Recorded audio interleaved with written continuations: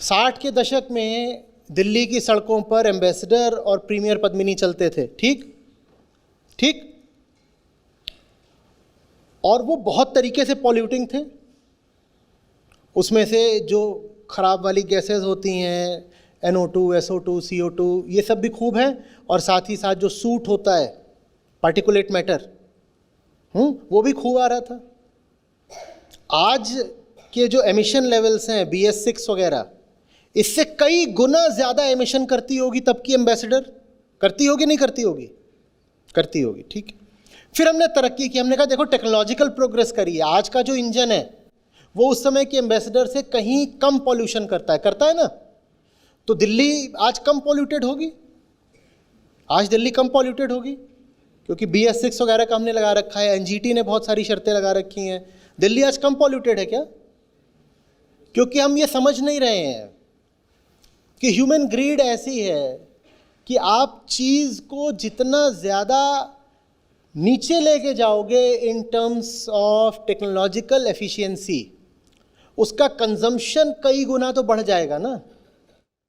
पर vehicle emission अगर 50% भी गिरा और नंबर ऑफ व्हीकल्स 500% बढ़ गए तो नेट एमिशन क्या हुआ? और हम खुश होते रहते हैं कि इलेक्ट्रिक व्हीकल्स आ गए हैं, एमिशंस कम हो जाएगा। और इलेक्ट्रिक व्हीकल को जब उसकी एंटायर लाइफ साइकिल पर देखो तो पता चलता है कि the gains are either nominal और निगेटिव। सोलर पैनल्स होते हैं बड़े बड़े, हम बोलते हैं the cleanest energy is solar. और ये हमने कभी देखा ही नहीं कि ये जो इतने बड़े बड़े सोलर पैनल बनेंगे, इनकी रिसाइकलिंग कैसे होगी? कांच होता है, वो क्या करोगे उसका? कुल मिला के बात यह है कि तुम्हारी जो एनर्जी एपेटाइट है वो तुम जिस भी तरीके से पूरी करोगे वो तरीका पॉल्यूटिंग ही होगा। इलेक्ट्रिक व्हीकल्स की बैटरीज का क्या करने वाले हो? और जब आप कहते हो कि एक व्हीकल बन रहा है, चाहे वो इलेक्ट्रिक व्हीकल ही हो, तो उसके प्रोडक्शन में जो कार्बन एमिशन होता है, कोल, आयरन, स्टील, ये तो हम समझते ही हैं ना। या ये भी नहीं होता इलेक्ट्रिक व्हीकल में। लेकिन हम खुद को धोखा देने में महारत हासिल करें, मास्टर्स एट सेल्फ डिसेप्शन। हम खुद को बताते हैं that the problem of climate change is a technological problem. It is not a technological problem. There can be no technological solution to the problem of climate change. It is not a problem. It's a disaster. It's a disaster we are in middle of.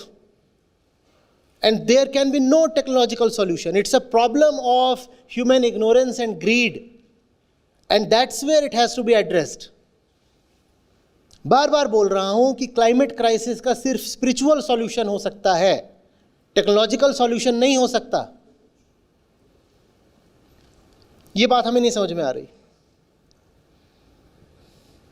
हम सोच रहे हैं नहीं बेहतर technology ले आ देंगे, ये कर देंगे, वो कर देंगे। आप जो भी टेक्नोलॉजी ला रहे हो उसका एंड टू एंड इवैल्यूएशन करो तो पता चलेगा वो और ज़्यादा बुरी है। और वो इवैल्यूएशंस हो चुके हैं, वो सारा नॉलेज पब्लिक डोमेन में है। प्रॉब्लम ये है कि जो हमारी फिलॉसफी ऑफ लाइफ है वो बहुत बुरी है। ये जो बाहर का क्लाइमेट हमें इतना ख़राब दिखाई दे रहा है उसकी वजह भीतर का क्लाइमेट है।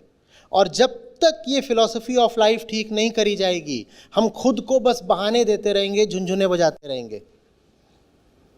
कभी सोलर एनर्जी के नाम पर, कभी इलेक्ट्रिक व्हीकल के नाम पर, कभी विंड एनर्जी के नाम पर। तो आपने जो 3 चीज़ें बोली, पहला इकोनॉमिक ग्रोथ, दूसरा क्लाइमेट चेंज, तीसरा मेंटल हेल्थ। ये जो तीसरी चीज़ है ये भी क्या है? हमने कहा प्रॉब्लम यहाँ की है, भीतर का क्लाइमेट, यही मेंटल हेल्थ है। बाहर का जो क्लाइमेट खराब है और ख़राब होता ही जा रहा है, और भीतर का जो क्लाइमेट ख़राब होता जा रहा है, ये दोनों एक ही बात है। बाहर का क्लाइमेट ख़राब होता है तो आप उसको नाप लेते हो किस तरीके से कि साहब इतना हो गया, ppm CO2 इतना हो गया, या SPM लेवल्स इतने हो गए, 2.5 10 इतना हो गया, NO2 इतना हो गया, AQI इतना हो गया, या कि ग्लोबल सी लेवल्स इतने बढ़ गए। ये सब आप नाप लेते हो। भीतर जब होता है उसको भी आप नाप लेते हो। कैसे? आप नाप लेते हो कि the incidence of depression has increased in this population segment by so many %। नाप आप उसको भी लेते हो, नाप आप इसको भी लेते हो। जो चीज़ आप नहीं देख रहे हो वो ये है कि वो आंकड़ा और ये आंकड़ा कोरिलेटेड है।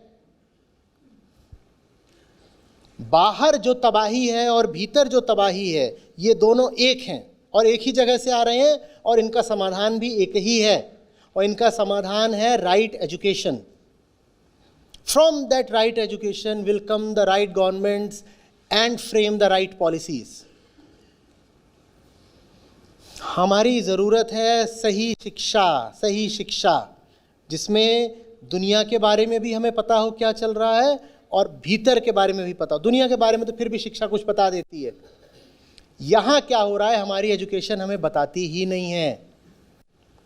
चाहे वो स्कूल हो, कॉलेज हो, आईआईटी हो, आईएम हो, वॉर्टन हो, कहीं भी मुझे कोई कोर्स मिला नहीं जिसका नाम हो आई।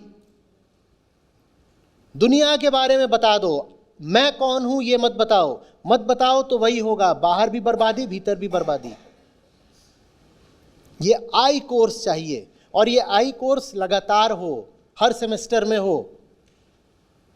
ये एक कॉन्टिन्यूटी है, ये एक स्ट्रीम है जो बहती ही रहे, और सिर्फ कॉलेज में नहीं, स्कूल से शुरू होना चाहिए।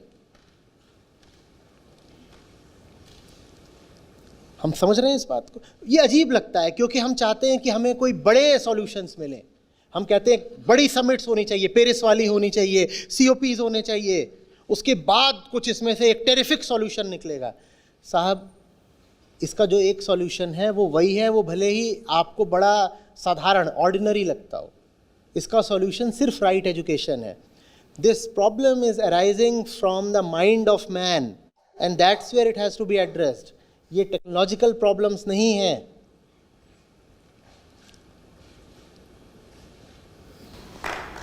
मुझे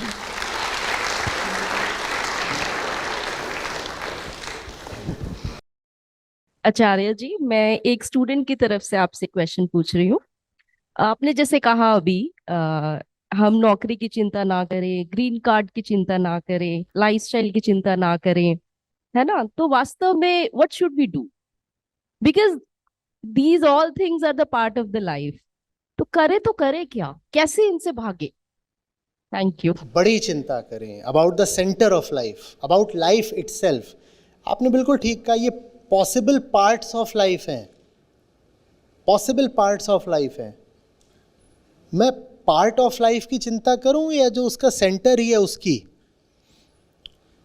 बिल्कुल आप चिंता कर लीजिए कि आपके पास पैसा है कि नहीं, उदाहरण के लिए।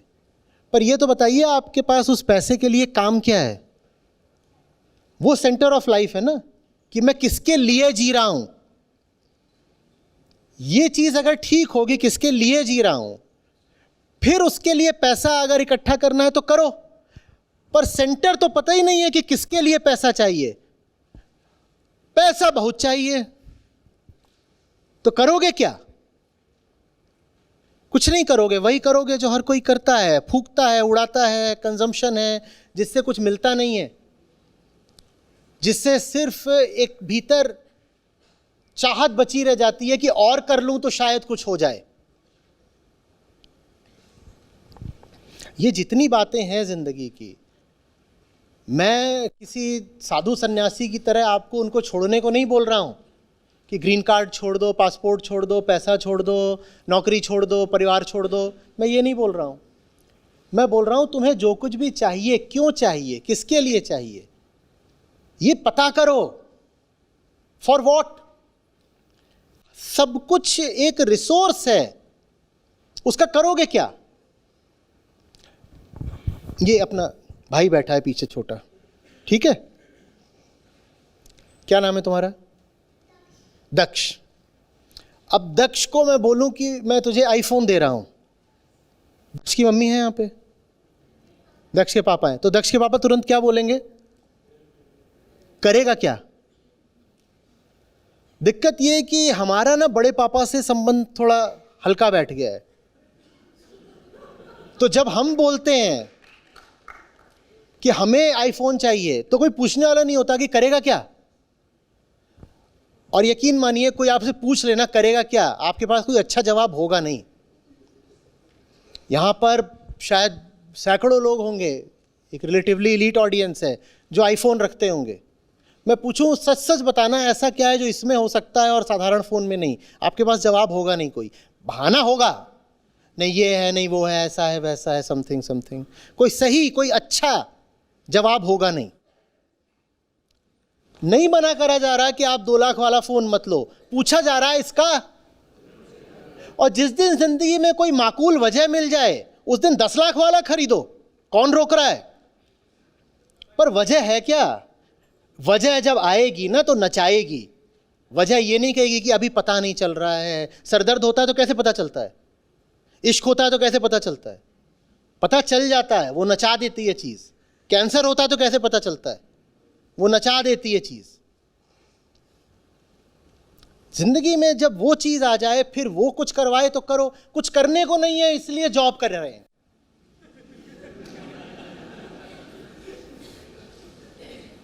क्या हुआ भाई तूने क्यों शादी कर ली, और क्या करता।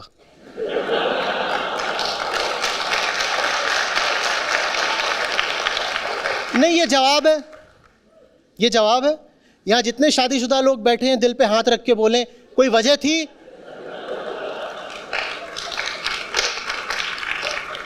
मुझे शादी ब्याह से कोई समस्या नहीं है, खूब करो, 3 करो 5 करो, मैं पूछ रहा हूं क्यों करो, कोई वजह तो बता दो। एक बता रहा है कि वो 3 BHK में रहता था, 3 लोग थे हम, 2 की हो गई, भूत घूमते हैं घर में और 3 का किराया भी है मुझे देना पड़ता है, वो दोनों तो निकल गए तो मैंने भी कर ली। एक बोले नहीं मैं नहीं करूंगी तो छोटी बहन वो लाइन में पीछे है ना उसकी कैसे होगी, तो मैंने पहले कर ली क्योंकि उसका बॉयफ्रेंड जल्दी कर रहा था। छोटी बहन का बॉयफ्रेंड जल्दी कर रहा था क्योंकि छोटी बहन ने बोला हुआ था शादी से पहले सेक्स नहीं हो सकता, तो बॉयफ्रेंड बोल रहा था फिर शादी ही कर लेते हैं, तो इसके लिए बड़ी बहन ने शादी कर ली।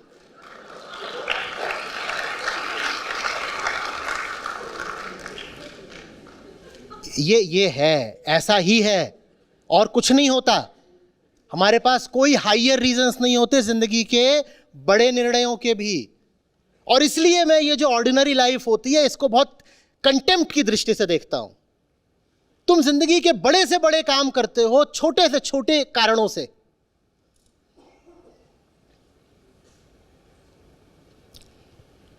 इतना बड़ा तुमने फैसला कर लिया, ये क्यों पैदा किया, एक तो था पहले से, दूसरा नहीं वो एक दिन बोल रहा था आई एम सो लोनली, तो तुमने दूसरा पैदा कर दिया।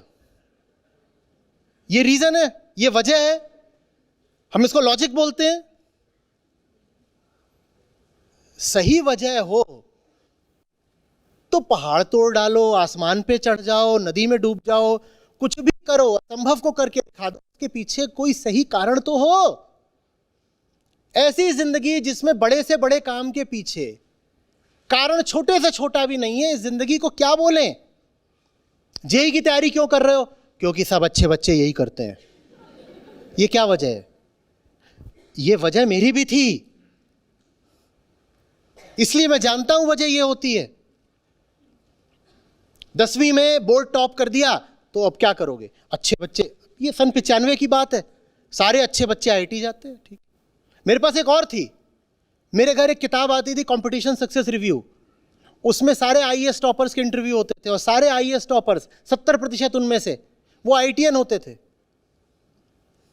मैंने कहा आईएएस बनना है तो आईआईटी अच्छा जगह है। तो जेई इसलिए लिख रहे हैं क्योंकि यूपीएससी लिखना है 4 साल बाद। ये कोई वजह है, पर ऐसी ही वजह होती है हमारे पास। पर मुझे समय रहते थोड़ा होश आया, मैंने कहा इन वजहों पे तो जिंदगी नहीं चलाऊंगा ना। अब ये सब मिल भी गया है तो भी सिर्फ इसलिए इसको नहीं ढोऊंगा कि मिल गया है। कोई चीज व्यर्थ में अगर मिल भी गई हो तो क्या इसलिए उसको लेकर के फिरता रहूं क्योंकि मिल गई है, मिल गई होगी, मैंने नहीं मांगी, अब दिख रहा है कि मेरे लिए नहीं है तो नहीं है, तो नहीं है। जब भी पता चले कि जिंदगी बेवजह है, पूछो अपने आप से अगर जिंदगी ही बेवजह है तो बचा क्या रहा हूं। थोड़ा अपने लिए तो कम से कम कुछ लालच होना चाहिए ना। बहुत समझ के बोल रहा हूँ शब्द लालच, और सब चीज़ों के तुम लालच कर देते हैं। जिंदगी का लालच नहीं करते, जिंदगी यूं ही व्यर्थ बहती जाए।